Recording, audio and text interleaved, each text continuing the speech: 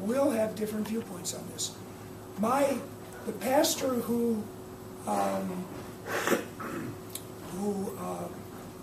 was the associate pastor of our church, Trinity United Methodist Church in Columbus, and was the pastor that guided us through our new membership process when we moved to Columbus in 1997. We had been members of the Methodist Church in Rocky River.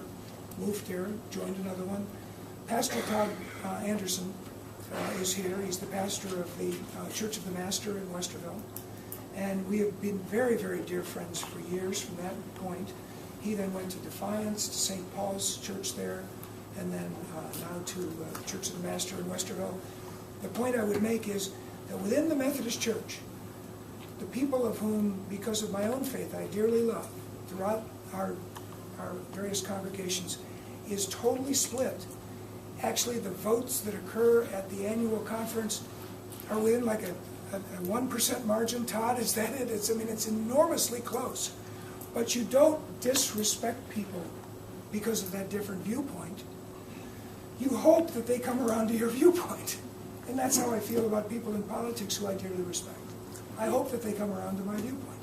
In order for this movement to be successful, does the electorate need to see Republicans like yourself endorsing the movement? In any effort that's going to try to change the Constitution, we know that that's not an easy thing. Changing it the way it was changed in 2004 was kind of a slam dunk.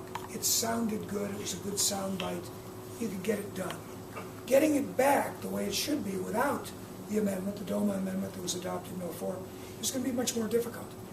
I think there has to be advocacy across the span of Ohio, Republicans, Democrats, people who believe in good policy, who believe that equality is good for Ohio. All those things need to be part of the advocacy, and I think it can pass. Every year, the polls will tell us that the issue of acceptance of same-gender marriage grows both in Ohio and across the country every single year. It doesn't diminish. Acceptance of that grows. And so if it's not, and I'll let the politicians decide whether to put it on the ballot in 14 or 15, but the point is the likelihood of the repeal, to me, grows each year. And I think eventually we'll see it repealed. From my perspective, the sooner the better. You talked about the 2004 election and the politics involved then.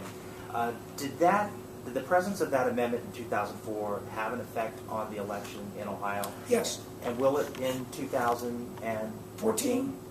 Less so, but it will. It always can impact turnout because there are people who feel strongly one way or the other about it.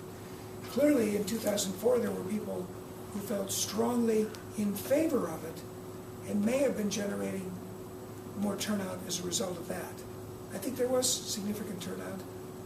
There's no doubt. I don't know if it really would have changed the election, but it might have.